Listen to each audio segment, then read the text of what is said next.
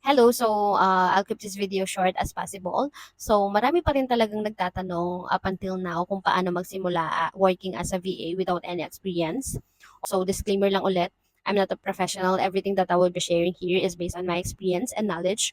So, the first thing that you need to do to start working as a VA is you need to identify first what are the services, what are the skills that you are good at, what are the top four skills, and based on those skills, you need to choose one niche that is really related to those skills.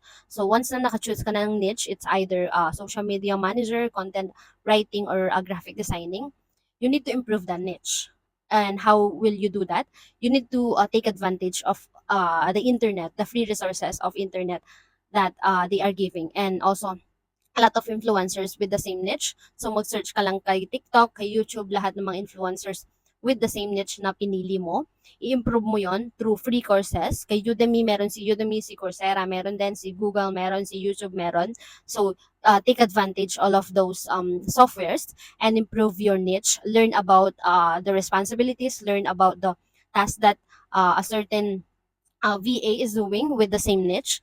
Alamin mo yung mga tools na ginagamit nila, kung may mga free version ba yan or may mga free services yan na pwede kang mag-login, login, then i-familiarize mo yung mga interface niyan, i-familiarize mo yung self mo about this niche, kung ano yung ginagawa, kung ano yung mga task na ginagawa with this niche. And after that, once you really make yourself familiar with your niche, you need to optimize your profile on a lot of job sites, LinkedIn, Indeed, Upwork kung kaya mo, Fiverr, lahat ng mga yan. I-optimize mo yung profile mo as much as possible. Mag-spread ka ng mga keywords about this niche.